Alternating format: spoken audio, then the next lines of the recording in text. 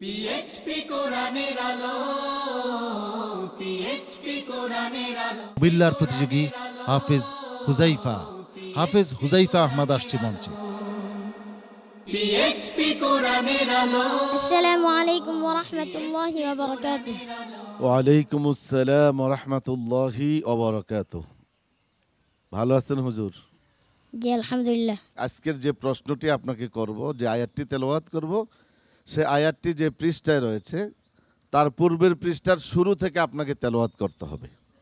জি। আউযু বিল্লাহি মিনাশ শাইতানির রাজীম। বিসমিল্লাহির রহমানির রহিম। وقالوا اتخذ الرحمن ولدا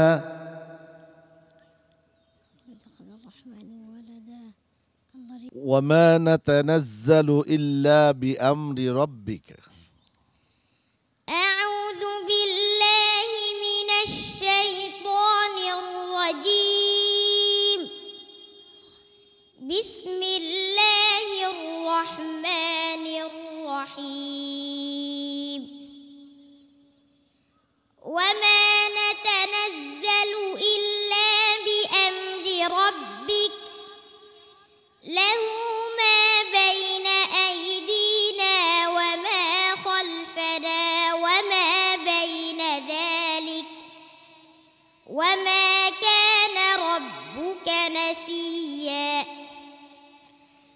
رب السماوات والأرض وما بينهما فاعبده واصطبر لعبادته هل تعلم له سميا.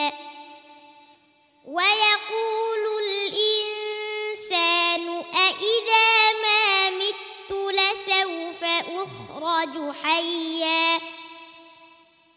أولا يذكر الإنسان أنا خلقناه من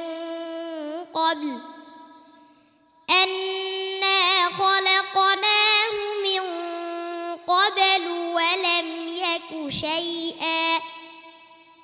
فوربك لنحشرنهم والشياطين ثم لنحضرنهم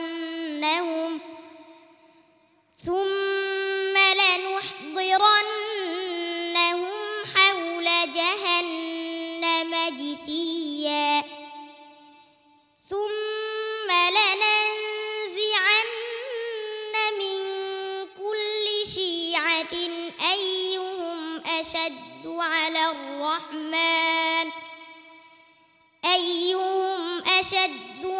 الرحمن عتيا. ثم لنحن أعلم بالذين هم أولى بها صليا. وإن منكم إلا واردها كان على ربك حتما مقضيا. ثم ننجي الذين اتقوا ونذر الظالمين فيها جثيا. حسبك.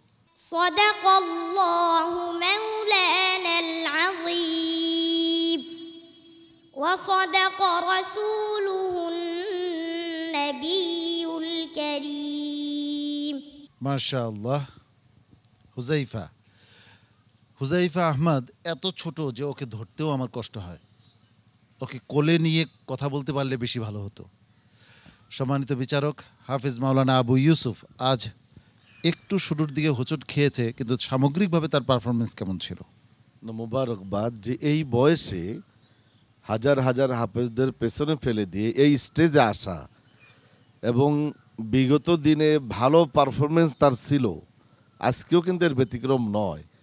এটা হওয়াটা স্বাভাবিক, ধরতে না পারাটা, কিন্তু যখন তাকে বলে দেওয়া হলো সে তার সাবলীল ভাষায় সুন্দরভাবে সে কিন্তু তেলাওয়াত করে যাচ্ছে। আমার মনে হচ্ছে যদি তাকে থামানো না হতো তাহলে আমার মনে গোটা কোরআনুল কারীম কিন্তু সে তেলাওয়াত করে শেষ করে ফেলত। সম্মানিত বিচারক হাফেজ কারি মোহাম্মদ আনোয়ার হোসাইন, আল্লাহর কোরআনে আলোকিত করুক আমাদের সবাইকে। এই বাচ্চার মতো আমাদের বাচ্চাদেরকেও যাতে হাফেজে কোরআন বানাতে পারি, আলেম বানাতে পারি, আমাদের সকলকে আল্লাহ তাআলা এই তৌফিক দান করুক। আর এই বাচ্চার জন্য আমার অনেক অনেক দোয়া রইল। উস্তাদুল হুফাজ। আলহামদুলিল্লাহ, হুযায়ফা তো বরাবরই সুন্দর তেলাওয়াত আমাদেরকে উপহার দিয়ে আসছে। আজকেও সুন্দর, কিন্তু প্রশ্নটা পেতে একটু দেরি হয়েছে। ছোট্ট মানুষ তো খেয়ালের বেশ কম হয়ে গেছে, কিন্তু তেলাওয়াত তো খুবই সুন্দর হয়েছে। সার্বিক দিক থেকে তেলাওয়াতে কোনো সমস্যা হয় নাই। আলহামদুলিল্লাহ, তুমি চেষ্টা করো, আরো ভালো করে চর্চা করো ইনশাআল্লাহ। কি বলো? সম্মানিত মেহমান চট্টগ্রামের সিভিল সার্জন মহোদয়।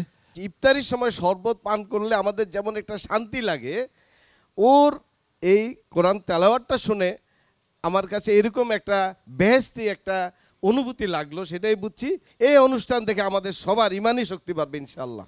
বনফুল গ্রুপের সম্মানিত ডিরেক্টর জনাব এম এ শুকুর।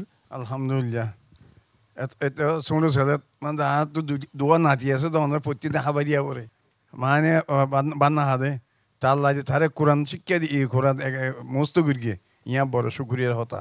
হুযায়ফা, তোমার জন্য দোয়া করছি, আল্লাহ রাব্বুল আলামিন তোমাকে সফল করবেন ইনশাআল্লাহ।